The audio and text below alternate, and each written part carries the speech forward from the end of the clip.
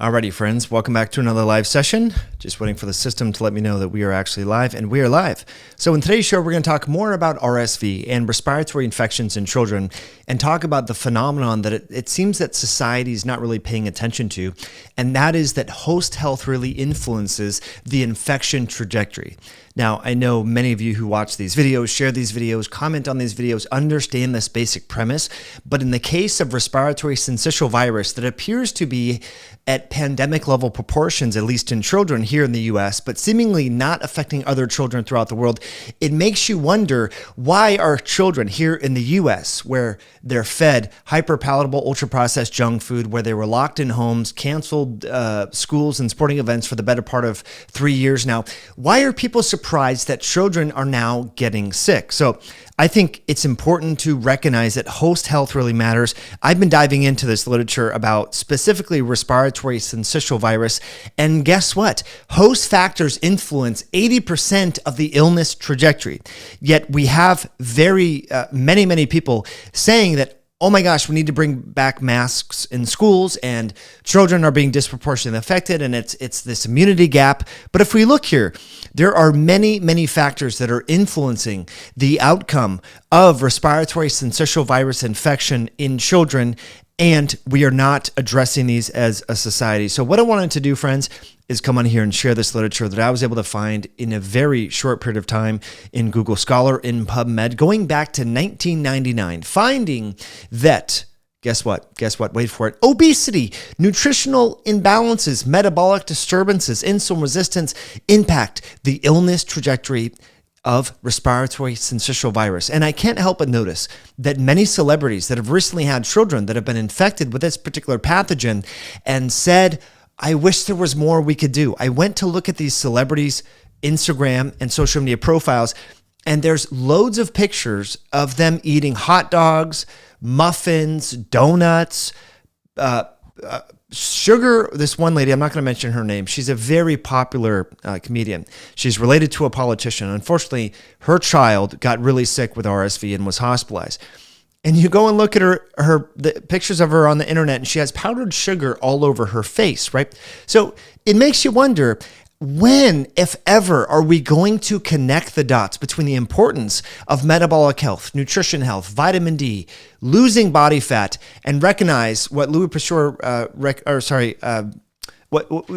the idea that the germ matters, but the host terrain matters more. So I think it's really important that we continue to talk about this. So many of these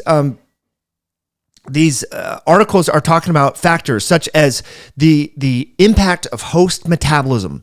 And again, as Louis Pasteur, as I just mentioned, has talked a lot about this, the terrain is everything. If you see here, the influence of RSV immunopathology and disease development by host virus and environmental factors alone or combined lead to differences in inflammatory and immune responses in the lung and in a variety of individuals throughout the course of disease. Now, this is important, friends, because it seems that this virus impacts the pneumocytes. These are a unit within this, particularly the type 1 pneumocyte within the lungs in children. And so this is actually quite similar to what happens in SARS-CoV-2. I believe, to the best of my knowledge, SARS-CoV-2 infects the type 2 pneumocyte. I could be wrong on that, but this is within the epithelial cell of the lung tissue.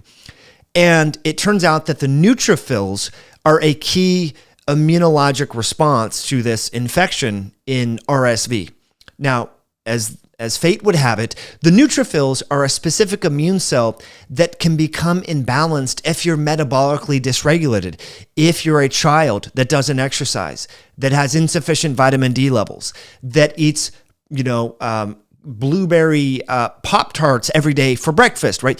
So we need to recognize, finally, as a society, that lifestyle matters when it comes to the illness trajectory of infectious disease.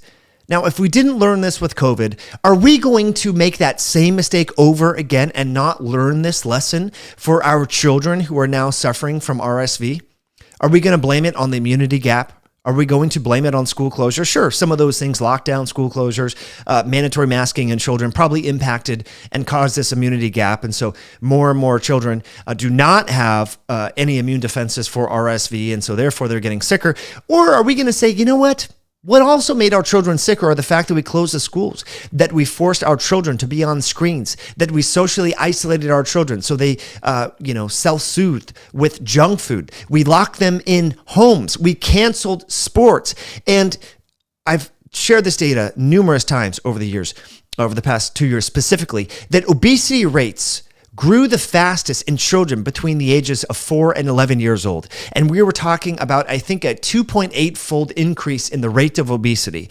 And so this category of children is also the very category of children that is being disproportionately impacted by RSV. But when you see the individuals on the media that are making a big deal about this, talking about how pediatric intensive care units are overfilled and the like, well, why are we not talking about the nutritional factors? This is like such easy, low-hanging fruit, friends. So before we continue on, I just want to thank you all for being here. If you want to spread messages like the germ is nothing, the terrain is everything, this is a quote from Louis Pasteur. We also have Make Natural Immunity Count Again. Links are below over at our sister company, myoscience.com. These live sessions, I get to your live questions. I'm going to get to those very, very soon. And we're going to address all sorts of metabolic health related fasting physiology questions that you have. But I wanted to share this literature because people are going to look at you and say, Mike, no, obesity isn't linked with RSV. These same people said obesity wasn't linked with severe COVID-19 back in March of 2020. And they said, we have to close the gyms, but we need to leave McDonald's open. No, you leave the gyms open and you probably throttle back McDonald's access, okay? Because here's another study finding that there's bimodal influences of obesity on the illness trajectory of respiratory syncytial virus in children. Okay, meaning that very skinny, frail children that are probably skinny fat and the obese children have problems when it comes to this pathogen. One more study here. I need to make this one just a little bit bigger. Okay. It's a little bit bigger here. Okay, so this one is rapid weight gain in early life is associated with respiratory syncytial virus bronchitis in children. The severity is influenced by obesity. Shocking, right? Because, my friends, your immune system and your metabolic system are two sides of the same coin. If you have obesity, if you're insulin resistant, you're going to have immune dysfunction. That is a problem when it comes to cold and flu season, when it comes to respiratory viruses, friends. So this is why it's so perturbing to see children forcibly, wearing the masks, yet they're being fed the hyperpalatable junk food by the schools that are supposed to have their health and best interest in mind. So I see a lot more of you on here. Here's the image. As you can see here, the host factors in this image conveys it very well. This is specifically referring to respiratory syncytial virus host factors such as metabolic disorders, such as insulin resistance, such as obesity, age, all of these things, nutritional deficiencies and status, influence more of the illness trajectory than the viral factors. I mean, this is like, this picture really conveys the message, and this is not brought to you by the Journal of Conspiracy Theories. This is in an immunology journal talking about the importance of health for these individuals. So very important that we continue to talk about these factors. Now, what I would like to do is get to some of your questions. First of all, I'd just like to ask friends, if you're here live, thank you for hitting that like button. Thank you for subscribing. Please leave a comment below. That tells the algorithm that these live videos are helpful for people like you who have similar interests.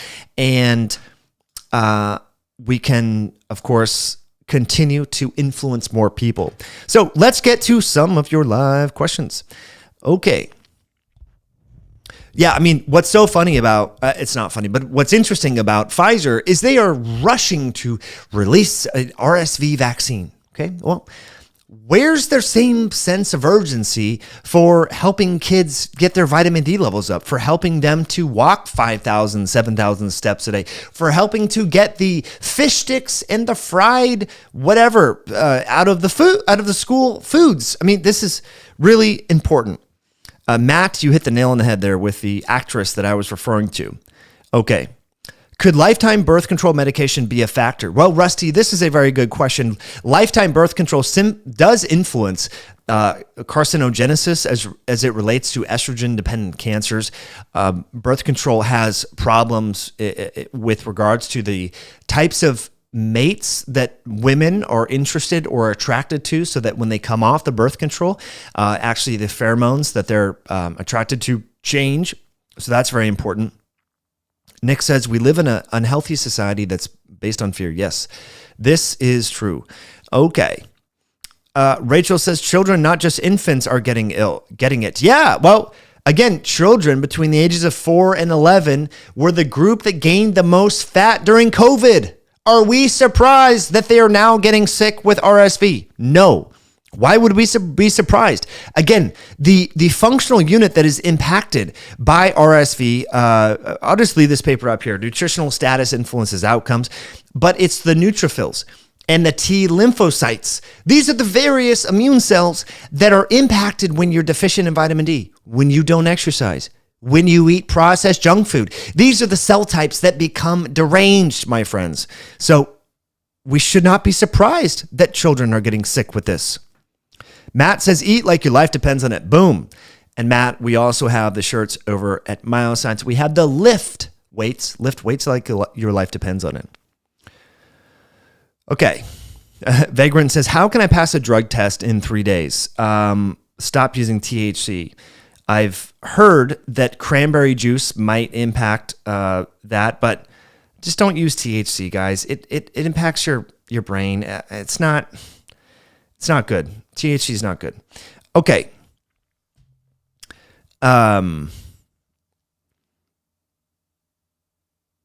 Luis says, no child under 5 wears a mask to school. What sports? Luis, I hope this is a joke, okay? Because there were preschoolers that were forced to wear a mask all over the U.S. So I hope you're joking. And all sports for kids were canceled. Okay. So I hope you're kidding. Wellness Path for me says, look up the root cause protocol. Okay. And Emmanuel says, we all need collectively as a society to put McDonald's and Coca-Cola out of business. I'd be look, I'm not in favor of forcibly putting people out of business, but you vote with your dollar. And by supporting companies that are aligned with health, you're in a sense taking away from companies that are promoting disease. And so it is important to vote with your dollar. Okay. GLOWB says, I know a mom who once thought her kid wouldn't eat, but after they made them, they were satisfied and the child looked obese. So yeah, there's a big perception amongst parents like, oh, my kids just don't like that. Well, if that's all they have to eat, they're going to figure out a way to enjoy it, and their taste buds will change with time. Okay.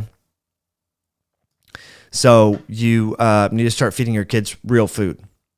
Okay.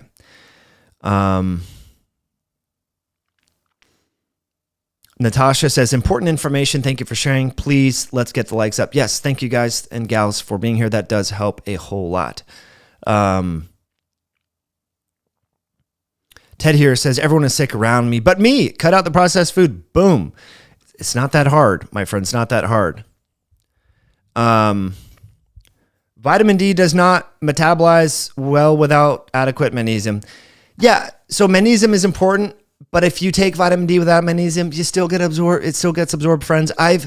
Before everyone started hyping and saying you have to have magnesium and so forth to get vitamin D to be utilized, I will tell you, with working in a clinic with thousands of patients for years, that vitamin D levels up and symptoms associated with vitamin D insufficiency improved without concomitantly using magnesium with vitamin D. So I know there's a lot of hype about, well, you have to have 200 milligrams per every 10,000 IUs of D. Okay, look, there's a lot of people that like to say certain things, and I will just tell you clinically, it doesn't make a big difference. Okay, yeah, sure, buy magnesium and buy vitamin D, whatever. But if you're out of magnesium, you don't take magnesium, still take your D. Take it with food. You're going to be okay. Trust me.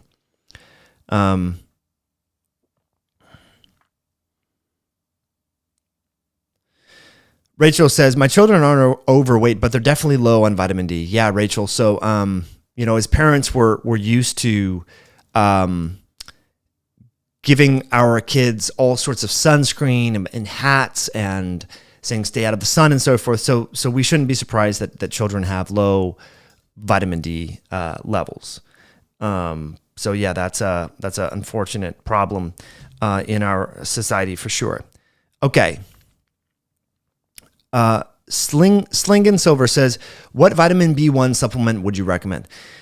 Yeah, so you have to know my conflicts of interest. So I am one of our businesses is a supplement business. So we have a pure B complex, okay, and that features methyl B12, methyl folate, features the phosphorylated B vitamins. So that's what I would suggest for a vitamin B1 and complex. So I would suggest the B vitamins together.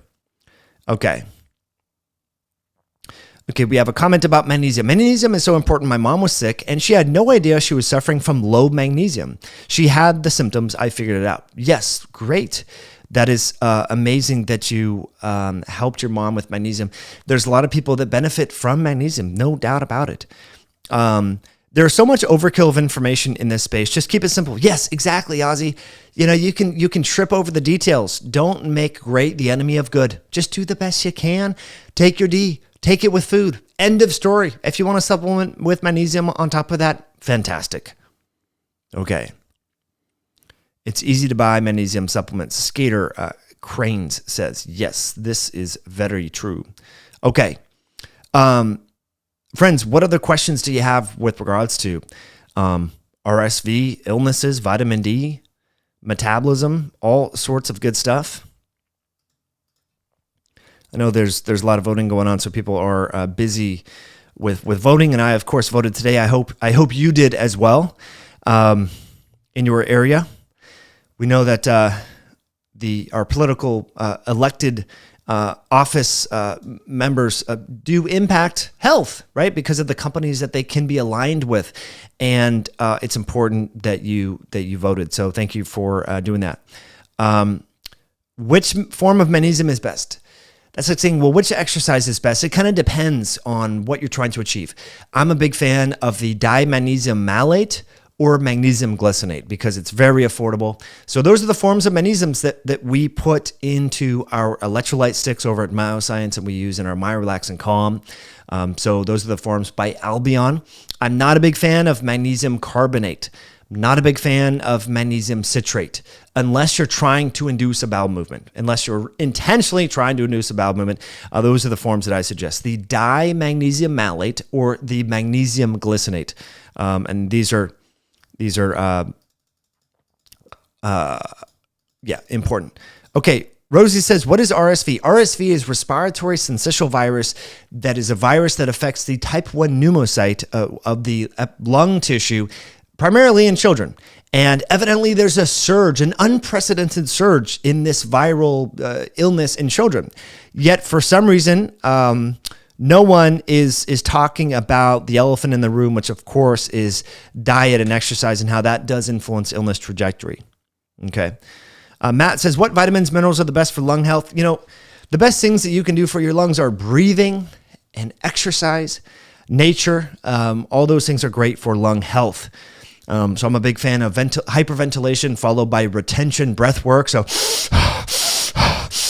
those sorts of activities, a cycle of 25 breaths followed by retaining that breath for as long as you can is very helpful.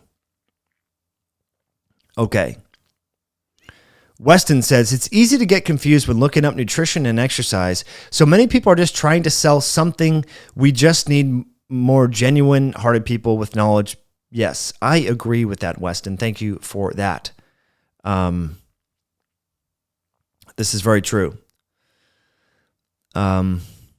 EE in NYC says, sad, how unhealthy people are these days. I'm almost 62 and people look worse than 50 years ago. Yes, it's quite scary how unhealthy people are. It's sad, for sure. Johnson Tao says, can we talk about how healthy whole foods diet can help recalibrate our body to a healthy body weight set point? Yeah, so body weight set point, overall metabolic rate is going to be influenced by really the amount of muscle mass that you have. That's going to be the amount of activity that you do and the amount of exercise that you do. So recalibrating that through whole real foods and maintaining muscle mass is going to be very important. So very important. And we've talked a lot about that on other videos. Moto346 says expose the thingamajiggy, that goes in your deltoid that only stays there, that thingy that, we've talked a lot about that. Okay. So please check out other videos on that. Nameless says, a lot of people have passed away recently at work, and I work at Boeing and notice a lot of GoFundMe pages. Really? Now, Nameless, are you in Chicago, or are you in Carolina, or are you in the Seattle area? This is quite interesting, and we know that companies like Boeing, companies like Amazon, companies like Facebook, they made their employees do certain things to go back to work. And it's interesting to know that these people are also dying. I would suggest that you read Nameless's comment. Okay.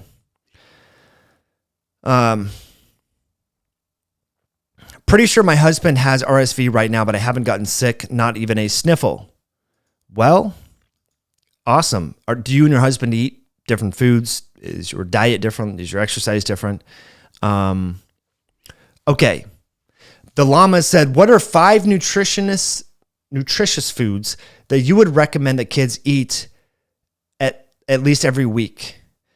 Yeah, I mean, what I would say, okay, thanks, Nameless. Yeah, it's crazy. But people in the Seattle area will never put 2 and 2 together, right, Nameless? It's crazy. 5 nutritious foods. So egg yolks would be top of the list. Red meat for kids, very high on the list. Liver mixed in with the red meat would be high on the list. Raw milk would be high on the list. Yogurt would be high on the list, and ferments would be high on the list. Okay, that's what I would suggest for kids, and that's basically what most of my big part of their diet. Sugar is not high on the list. Cupcakes are not high on the list. Pop-Tarts are not high on that list. So those are the things that kids need. Red meats because of iron, because of zinc, because of the B vitamins and so forth. And also the ferments are great for gut health. The microbiome is still being molded and shaped in young children. And so feeding ferments and yogurt to them is great. Raw milk is another source of colostrum and fat-soluble vitamins. So that's important. So those are the things that I would suggest for children. Absolutely. Okay. Yeah. Well, friends, not too many questions from you all, which is just fine. Just want to say thank you for being here. Thank you for hitting that like button. Thank you for supporting some of the t-shirts that we're making, like the germ is nothing, the host is everything. Your terrain, your host terrain, your health really matters. This was a famous quote by Louis Pasteur. We have other shirts like Make Natural Immunity Count Again, Lift Like Your Life Depends on It, and much more. So just want to say thank you for being here. A couple more questions. Yeah, so Jammer says, I just turned on. What is RSV? RSV is respiratory syncytial virus. This is the latest plague that's bothering humanity. And respiratory syncytial virus, it turns out, differentially impacts children that have obesity and metabolic syndrome and all of the adult-associated chronic diseases that children 20 years ago didn't have because we didn't have the available hyperpalatable junk food. So it's important that we mention that children need to eat real food. Children need sunlight. Children need less screen time. Children need vitamin D. Children need all the same things that you do to be healthy. And so we need to focus on that. So that's what we talked a lot about. Okay. All right, friends. Well, again, thanks for the like button. Thank you for being here. Thanks for your comments. We're going to do more lives, of course, every week. And that's it for now. Thank you for voting. We'll catch you all on a future episode down the road. Bye now.